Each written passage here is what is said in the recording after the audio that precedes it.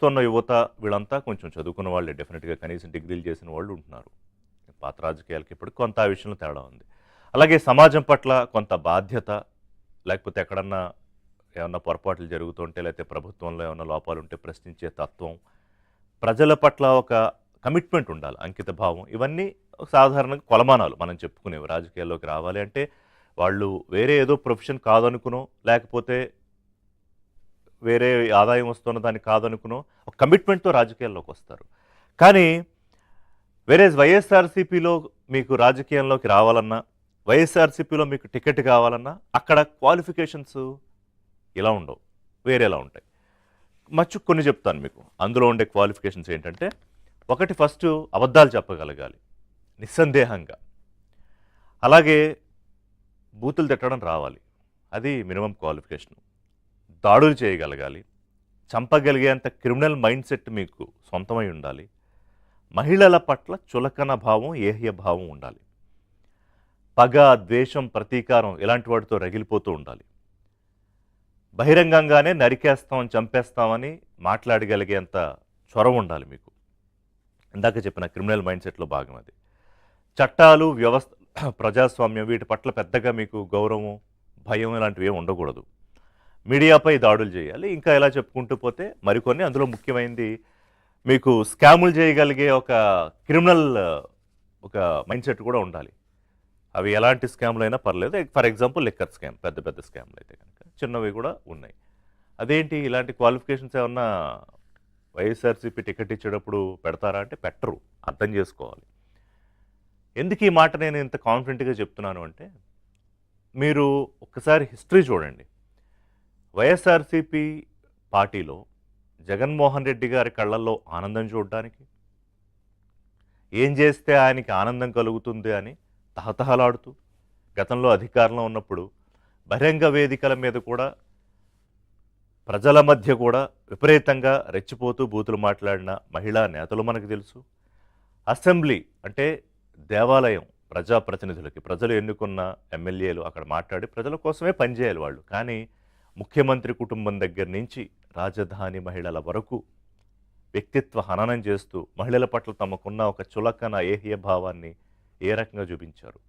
అంతెందుకు, ఒక ఎమ్మెల్యే, ఒక మహిళా ఎమ్మెల్యే విషయంలో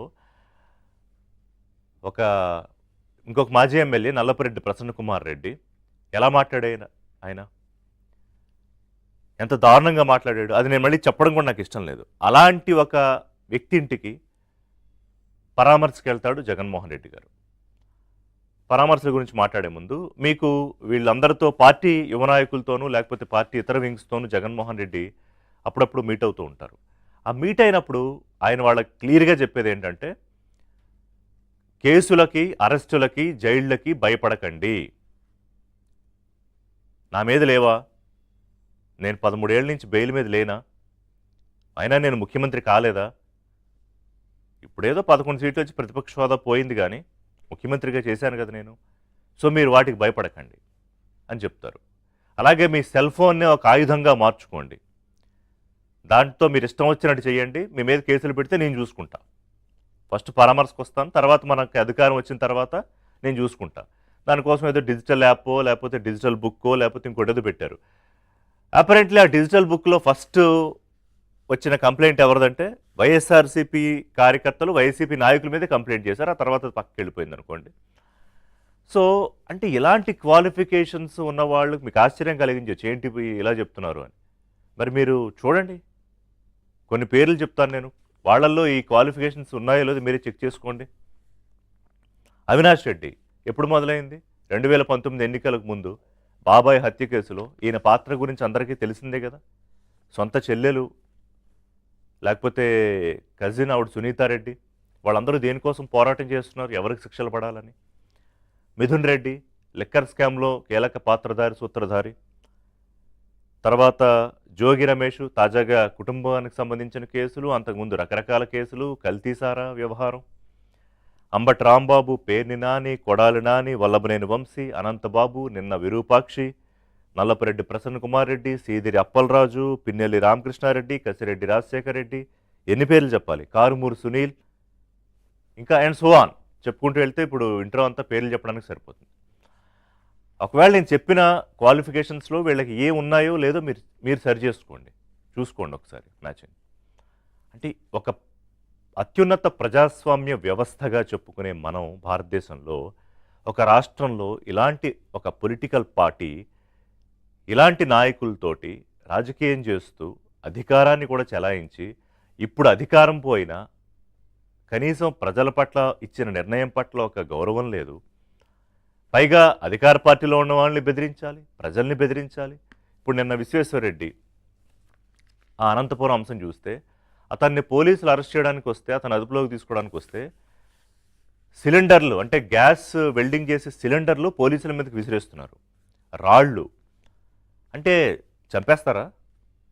గంజాయి బ్యాచ్ పోలీసుల్ని చంపడానికని లిటరల్లీ అర్ధరాత్రి ఇంటికెళ్ళి తలుపులు కొడితే వాళ్ళని తీసుకొచ్చి పోలీసులు అరెస్ట్ చేస్తే అదే గంజాయి బ్యాచ్ని పరామర్శించడానికి జగన్ జైలుకి వెళ్తారు, అదే నల్లపరెడ్డిని పరామర్శించడానికి ఇంటికి వెళ్తారు ఎమ్మెల్యేని తిట్టిన.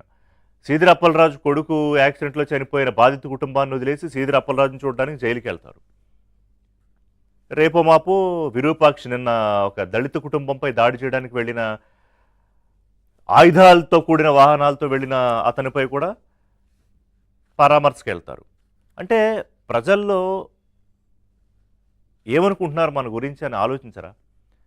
అంటే నేరస్తులకు నిందితులకు అండగా ఉండేవాడిని నాయకుడు అంటారా ప్రజలు? మరి ఏమంటారు? అంటే బాధితులు ఏమైపోయినా పర్లేదు, మరి ఎన్నికలకు ముందు నా ఎస్సీలు, నా బీసీలు, నా మైనారిటీలు అని పాటలు పాడేవారు. మరి వాళ్ళ ఎస్సీ బిడ్డలు బీసీ బిడ్డల మీద కాదా దౌర్జన్యాలు జరుగుతున్నవి? అంటే డబ్బులు ఉండి అధికారం ఉండి మీ పార్టీలో ఉంటే వాళ్ళు బీసీలు, వాళ్ళకి న్యాయం జరగాలి. 45 ఏళ్ల గొర్రెలు కాసుకునే అతను దానయ్య చనిపోతే ఇంకేముందిలే వయసు అయిపోయింది ఆల్రెడీ అంటారు మాజీ ముఖ్యమంత్రి. అంటే ఎంత చులకన ఒక బలహీన బడుగు వర్గాల కుటుంబాలు ప్రజలంటే. అంటే దేనికో ఎక్కడో ఒక చిన్న బ్యారికేడ్ ఉంటుంది. కానీ మరి జగన్ పార్టీలో ఉండే వాళ్ళకి వాళ్ళు చేసే అరాచకాలకు ఒక బ్యారికేడ్ ఏం లేదా? ఇప్పుడు అంబటి రాంబాబు అంటారు, పెమ్మసాని చంద్రశేఖర్ నేను నిన్న అధికారంలోకి వచ్చిన తర్వాత నీకు సంఖ్యలేస్తా ఈడుస్తా ఆయన బెదిరింపులు. సరే, ఇక పోలీసుల విషయంలో అయితే దారుణం కదా. మొన్న ఆమె మహిళా ఎస్ఐ, ఆమె పాపం విధుల్లో ఉన్న ఆమె తనని తాను రక్షించుకోవడానికి పడిన కష్టం చూస్తే ఎంత ఇబ్బందిగా ఉంటుంది చూడండి. ఆ చేతులు వేసిన వాడు ఇన్ఛార్జ్ అంటాడు, ఇప్పటికీ వీడియోలు పెడుతున్నాడు. అంటే వాళ్ళ నేచర్ చూడాలి. నేను లొంగిపోతా, వీళ్ళందరి మీద కేసులు తీసేయండి అని. అంటే అతను మరి పోలీసులు ఏంటి పట్టుకోలేకపోతున్నారా? అతను వీడియోలు పెడుతున్నాడుగా ఈ ఇన్సిడెంట్ అయిన తర్వాత. ఇంకో చోట తమ్మినేని భూ కబ్జాలు.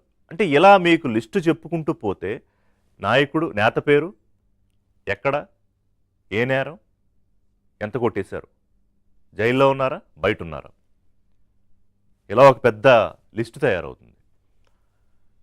మరి అరాచకాలకి హద్దు లేదా?